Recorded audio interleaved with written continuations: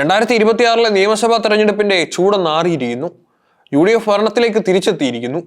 രാഷ്ട്രീയ മാറ്റങ്ങൾ ഒരു വശത്ത് നടക്കുമ്പോൾ നമ്മുടെ ജനപ്രതിനിധികളുടെ ആസ്തി വിവര കണക്കുകൾ പുറത്തു വരുമ്പോൾ ഞെട്ടിപ്പോവുകയാണ് കേരളം.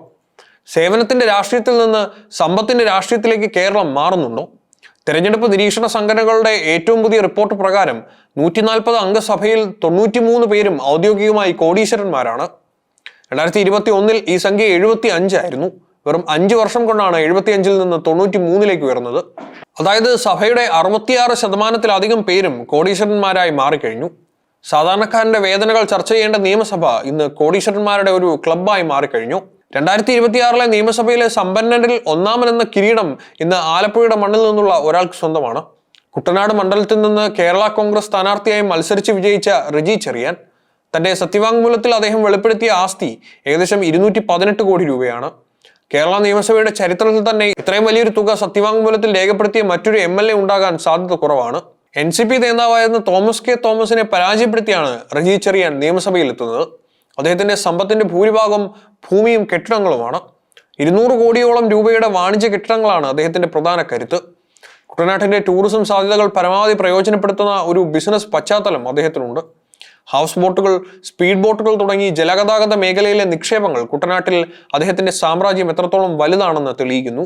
അദ്ദേഹത്തിന്റെ വാഹന വ്യൂഹവും ശ്രദ്ധേയമാണ്. 37 ലക്ഷം രൂപ വിലയുള്ള ലാൻഡ് റോവർ, 15 ലക്ഷത്തിന്റെ മെഴ്സിഡസ് ബെൻസ്, കൂടാതെ JCB, ട്രാക്ടർ, ടാങ്കർ എന്നിവ ഉൾപ്പെടെയുള്ള വലിയൊരു വാഹന ശേഖരം തന്നെ അദ്ദേഹത്തിനുണ്ട്. സാധാരണക്കാരുടെ ഇടയിൽ പ്രവർത്തിക്കുന്ന ഒരു രാഷ്ട്രീയക്കാരൻ ഇത്രയും വലിയൊരു ബിസിനസ് സാമ്രാജ്യം കെട്ടിപ്പടുത്തുന്നത് രാഷ്ട്രീയ വൃത്തങ്ങളിൽ വലിയ ചർച്ചയായിട്ടുണ്ട്. കുട്ടനാട്ടിന്റെ മണ്ണിൽ നിന്ന് നേരെ തിരുവനന്തപുരത്തിന്റെ രാഷ്ട്രീയത്തിലേക്ക് വരാം. ഇവിടെ 2ാം സ്ഥാനത്തുള്ളത് കേന്ദ്രമന്ത്രി എന്ന നിലയിലും വലിയ ബിസിനസ് സംരംഭകൻ എന്ന നിലയിലും നമുക്ക് സുപരിചിതനായ രാജീവ് ചന്ദ്രശേഖറാണ്. രാജീവ് ചന്ദ്രശേഖറിന്റെ ആകെ ആസ്തി ഏകദേശം 111 കോടി രൂപയാണ്. അദ്ദേഹത്തിന്റെ സമ്പത്തിന്റെ പ്രത്യേകത റെജി ചെറിയാനെ പോലെ അത് ഭൂമിയിലല്ല കൂടുതൽ നിക്ഷേപിച്ചിരിക്കുന്നത് എന്നതാണ്. 78 കോടി രൂപയുടെ ജംഗമ ആസ്തികൾ, അതായത് ഓഹരികൾ, ഡിബഞ്ചറുകൾ, മറ്റ് നിക്ഷേപങ്ങൾ എന്നിവയാണ്.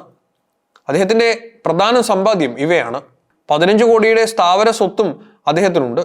അടുത്തതായി കേരള രാഷ്ട്രീയത്തിലെ അതികായനായ PK കുഞ്ഞാലിക്കുട്ടിയുടെ കണക്കുകൾ നമുക്കൊന്ന് പരിശോധിക്കാം. മുസ്ലിം ലീഗിന്റെ ദേശീയ ജനറൽ സെക്രട്ടറി PK കുഞ്ഞാലിക്കുട്ടിക്ക് 3.4 കോടി രൂപയുടെ വ്യക്തിഗത ആസ്തിയുണ്ട്.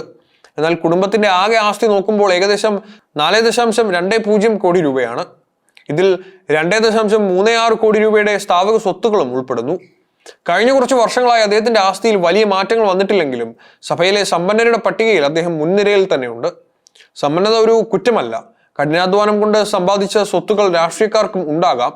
എന്നാൽ ഈ സമ്പത്ത് ജനസേവനത്തിനുള്ള തടസ്സമാകാതെ ജനങ്ങളുടെ ക്ഷേമത്തിനായി എങ്ങനെ ഉപയോഗിക്കപ്പെടുന്നു എന്നതാണ് പ്രധാനം. കുട്ടനാട്ടിന്റെ മണ്ണിൽ നിന്ന് റെജി ചെറിയാനും തിരുവനന്തപുരത്ത് നിന്ന് രാജീവ് ചന്ദ്രശേഖറും വേങ്ങരയിൽ നിന്ന് കുഞ്ഞാലിക്കുട്ടിയും ഈ പുതിയ സഭയിൽ എത്തുമ്പോൾ കേരളം പ്രതീക്ഷിക്കുന്നത് കോടികളുടെ വികസനമല്ല, മറിച്ച് സാധാരണക്കാരന്റെ വിശപ്പറിയുന്ന ഭരണമാണ്.